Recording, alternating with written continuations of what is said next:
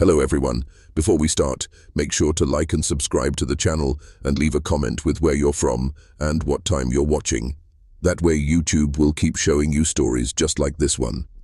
It begins with a whisper, a rumor so faint that most townsfolk dismissed it as the cruel gossip of an unforgiving countryside. But buried beneath the forgotten hills of rural America was a secret that would stain an entire bloodline. Imagine stumbling upon an unmarked grave in the woods, its wooden cross long since rotted away, the earth disturbed as though someone, or something, once clawed to get out. The year was 1947. In a small Appalachian valley, cut off from the rest of the country by winding dirt roads and superstition, there lived a family whose name was never printed in newspapers. It wasn't just poverty that kept them isolated, it was fear. The family had a reputation that lingered in hushed tones, a mother and son whose bond had crossed a line so unholy that even their neighbors turned their backs. The records are scarce. No court trial, no photographs in the archives, only scattered testimony from those who swore they saw things they wished they could forget. A gaunt woman with hollow cheeks and eyes too intense to meet, walking hand in hand with a boy who looked both too young and too knowing. They lived in a decaying farmhouse on the edge of the woods, its windows boarded up from the inside. Few dared approach, but those who did came back with stories that chilled the bone. Strange sounds at night, the smell of rotting meat even in winter, and a single candle burning in the upstairs window long past midnight. And then, one day, they vanished. To understand how this happened, and why their story remains the darkest mother and son scandal in American history, we have to peel back layers of secrecy, shame, and survival.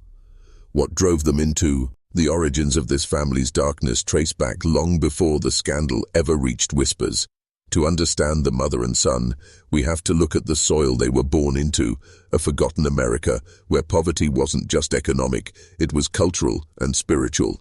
In the late 1800s, their bloodline settled deep in the Appalachian Mountains, an isolated world where outsiders rarely ventured and where tradition often meant survival at any cost. The woman we know only as Evelyn was the youngest of 6 children, born into a home without electricity, without running water, and most importantly, without hope. The nearest school was 8 miles away, and she never learned to read. Her mother died young. Her father, by all accounts, ruled the household with a cruelty that left scars no one could see. By the time Evelyn turned 14, she had already lived through more hardship than most people endure in a lifetime. But what makes this story even darker is the whispered suggestion that the corruption in this bloodline began long before her son was even born. Multiple accounts claim Evelyn herself may have been the product of an unspeakable act within her own family. There were no doctors, no social workers, no law in those hills, only silence.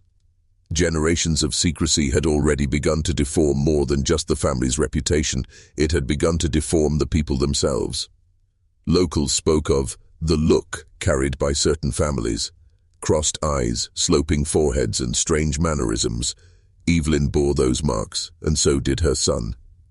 But even among families whispered about for bad blood, Evelyn and her boy stood apart. No one remembers the father's name. Some insist there never was one. Others suggest the truth was something the community could not bear to face. Whatever the truth, Evelyn's son, Samuel, arrived into the world with features that drew stares and pity. Gaunt and frail, he clung to his mother like a shadow, and she clung to him even tighter. The tragedy wasn't just what happened between them, it was that they were abandoned by everyone around them. No outreach, no church visits, no neighbors checking in. They were allowed to rot in their isolation. And it's in that isolation that something far worse began to fester, a darkness born not only of sin, but of neglect. And yet, this was only the beginning of the nightmare. Because when Samuel turned 13, whispers turned to accusations. By the time Samuel reached his teenage years, the town's quiet gossip had grown into a morbid fascination. People whispered about strange noises coming from the cabin at night, about how Evelyn rarely let Samuel out of her sight, even as he grew taller than her. Some claimed they'd seen the two of them in the woods, walking hand in hand like lovers, not mother and son. Whether those stories were exaggerated or not, the unease they stirred was real. What we do know comes from a single surviving account, an elderly neighbor who, decades later, finally spoke of what she saw. She described Evelyn as possessed by loneliness, a woman whose isolation had twisted her love into something unrecognizable. Samuel never attended school. He never played with other children. His world consisted only of his mother, the cabin, and the shadowed woods surrounding it. This unnatural closeness became the foundation for something more sinister. According to the old neighbor, the turning point came one brutal winter when food was scarce and snow piled so high it buried the cabin's porch. Samuel and Evelyn were trapped together for weeks with no visitors, no church, no relief. Something changed in their relationship during that time. After the thaw, the boy's demeanor shifted. He was no longer the shy, clinging child. He had grown protective of his mother in ways that unsettled those who saw them together. Whispers of impropriety began circulating, but the community looked away, preferring to let the mountain keep its secrets. No one wanted to confront what they suspected, and so the silence continued, just as it had for generations before. But silence has a way of feeding the darkest impulses. By the time Samuel was 15, Evelyn was pregnant again. She never named the father. The midwife who delivered the baby refused to speak publicly about what she believed, but her later journal entries paint a disturbing picture. The newborn had severe deformities and did not survive. Evelyn buried the child behind the cabin without a marker. No church bells tolled. No words were said. From that moment on, the town's relationship with Evelyn and Samuel changed. Doors locked when they passed, mothers clutched their children closer, and rumors about the family turned darker, more grotesque. For the first time, people began to fear what might happen if this bloodline continued unchecked. What happened next turned fear into horror and horror into scandal, an act so shocking that the entire county still refuses to speak its name aloud. It was the summer of 1947 when the horror that had been festering in that mountain cabin finally erupted into something undeniable. Samuel was 17 by then, towering over his mother, his once boyish features now sharp and unsettling. Some described his stare as empty, like a dead man's eyes. Evelyn, gaunt and pale, seemed to age in reverse, her frail frame clinging to him like a vine to a tree. By all accounts, their lives had merged into something unholy. No boundaries, no sense of right or wrong, just the twisted bond of two souls locked away from the world. One night, a scream shattered the silence of the valley. It came from the cabin. A passing traveler, unfamiliar with the family but close enough to hear, claimed he saw lantern light flickering violently inside. When he knocked, no one answered. He left, unsettled but unaware of what truly happened inside that night. What we know comes from the coroner's records and the hushed testimonies given decades later. That same night, Evelyn gave birth again. The infant was premature and horribly deformed, its tiny limbs twisted, its face showing clear signs of genetic failure.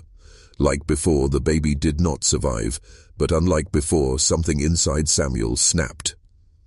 The midwife who attended the birth fled the cabin in terror. In her later writings, she confessed she believed she had witnessed something more than tragedy. She claimed she heard Samuel screaming not in grief, but in rage, screaming at Evelyn. His words are lost to time, but the aftermath was chilling. The midwife returned the next morning with the sheriff and found Evelyn bruised and barely conscious. The infant's body was gone. To this day, no one knows where Samuel buried it. The scandal exploded across the county. Whispers turned into accusations, and the truth people had long suspected became impossible to ignore. A mother and son, tied not just by blood, but by an unspeakable intimacy that left death and deformity in its wake. The church denounced them, neighbors demanded they leave, and yet Evelyn refused. She claimed Samuel was all she had, and she would rather die on that mountain than give him up. The county turned its back. No social workers came, no authorities intervened. They let the family rot in their isolation, hoping the nightmare would wither away. But nightmares don't die on their own. They grow darker when left unchecked. And in that cabin, something far worse was brewing. By the winter of 1948, the cabin had become a place of legend, a cursed house whispered about in the nearest town. The locals called it the Hollow's Shame, though few dared climb the winding path that led to its door. Samuel and Evelyn were ghosts even while alive, seen only in fleeting glimpses, a shadowy figure at the tree line, a pale face peering through the frost-bitten window. But the isolation hadn't tamed the darkness inside, it had deepened it. There are fragments of testimony, a delivery man's story, a neighbor's frightened letter, describing Samuel's erratic behavior. He rarely spoke to anyone, but when he did, his words hinted at a warped reality. He began to believe that their bloodline was chosen, that their suffering was proof of some divine design. Evelyn fed this delusion, telling him they were different because they were meant to be. It was not love anymore. It was an obsession laced with fatalism, and the walls of that cabin bore silent witness to every horrifying moment. Then came the disappearance. A young farmhand from a nearby property vanished one bitter January night. His horse returned without him. Rumors swirled that he had been last seen heading toward the cabin, perhaps curious, perhaps lured. There was no proof, no investigation, just silence and the unspoken fear that whatever had happened inside that home was far worse than anyone wanted to admit. The sheriff, an old man by then, later confessed that he intentionally never searched the cabin. "Some truths," he said, "ain't meant for sunlight." It was an act of cowardice, yes, but also a reflection of how the community treated the family all along, not with justice, but with avoidance. And avoidance let the nightmare thrive. Even decades later, stories about the cabin circulate like ghost tales, voices heard at night, strange claw-like marks on trees, the occasional discoveries of small, childlike bones in the woods. Some say Samuel did things far worse than anyone imagined. Others insist Evelyn went willingly into every horror. We'll never know the full truth. Maybe that's what makes it even darker. The gaps where our minds fill in the unspeakable. If you're still watching, you're already braver than most. Tell us in the comments, what would you have done if this was your bloodline? Would you have exposed it or buried the truth like the rest of the town? What happened next makes everything before it seem almost tame. The real horror, and the end of their story, was yet to come. By the early 1950s, the weight of what Samuel and Evelyn had done could no longer be hidden, even in the silence of those remote woods. The townspeople claimed they could smell the decay before they saw it. Hunters spoke of a stench that carried for miles, heavy and sweet, like something long dead. What they found was worse than any nightmare they'd whispered about in the taverns. The cabin's interior was a mausoleum of secrets. Tattered clothes lay strewn across the floor, mixed with gnawed animal bones and something else. Human remains, fragile and yellowed with time. Authorities finally dared to search, and what they uncovered made hardened men weep. Among the skeletal remains were those of multiple infants, unmarked graves hidden beneath the warped floorboards. It confirmed what had been rumored. Evelyn bore more than one child, and those children, none of them survived past their first breaths. The official reports were careful with language, almost deliberately vague. Failure to thrive, malnourishment, environmental neglect. But some investigators wrote privately of what they believed, that Samuel saw the children as imperfect, unworthy of their sacred bloodline. Evelyn, consumed by her warped devotion, never intervened. This wasn't just a scandal, it was a generational curse played out in flesh and bone. The final days of Samuel and Evelyn are murkier. One theory suggests a murder-suicide, another whispers they simply withered away, their bodies discovered huddled together like dried husks in a corner of the cabin. A few conspiracy-minded locals insist someone else came for them, an avenging relative perhaps, or the town's own attempt to quietly erase the shame they'd ignored for decades. The truth may never be known. What remains undeniable is how thoroughly the story was buried. Old newspapers printed only one small column about the cabin. Records vanished. Even the property deeds were lost. The people who knew most about the scandal either left town or died without speaking of it. But why? Was it shame or something deeper? A recognition that what happened there spoke to something monstrous lurking beneath the surface of all humanity. It forces an uncomfortable question. How many other forgotten families across America have their own dark secrets sealed behind rotting walls and unmarked graves? How many stories like Samuel and Evelyn's never saw the light at all? The answer, and the final twist of this tale, would haunt the region forever. Years later, when the cabin was finally demolished, the workers found something that never made it into any official report. Hidden beneath one of the rotting floorboards was a small, rusted tin box. Inside were scraps of paper, brittle with age, and on them, a confession of sorts. They weren't written like a diary, but more like desperate prayers. Some were signed by Evelyn, others by Samuel. The words were disjointed, fragmented, yet they revealed the depth of their delusion. One note read, "God told me our blood is chosen. No one else deserves it." Another, scrawled in a trembling hand, "They look at me with his eyes. I can't let the world see them."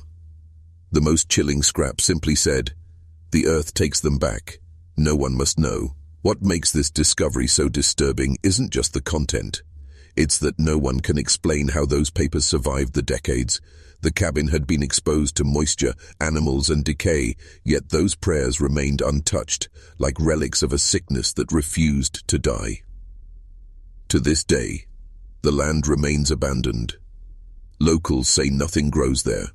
Not the wildflowers that bloom everywhere else in the valley, not even weeds. Hunters who pass by claim to hear crying in the wind when dusk falls, a faint, high-pitched wail that vanishes as soon as you notice it. And if you ask around, some of the oldest residents will quietly tell you to never, ever dig there. The past belongs to the dirt, they say, and it likes to stay buried. But the larger question is why stories like this seem to echo across forgotten corners of America. Samuel and Evelyn were not unique. Hidden history is filled with families who locked their shame away in silence, who blurred the lines between love and horror. Their tale isn't just about one cabin, it's about how communities choose denial over truth, even when the truth rots under their feet. And now what they tried to erase. If you're still watching, you're part of the few willing to look. But tell me, what would you have done if this was your bloodline? Would you have exposed it, or buried it deeper? Leave your answer in the comments. Thank you for walking with me through one of the darkest scandals in American history. Make sure to like, subscribe, and share this story, not because it's easy to hear, but because some truths are too important to remain forgotten.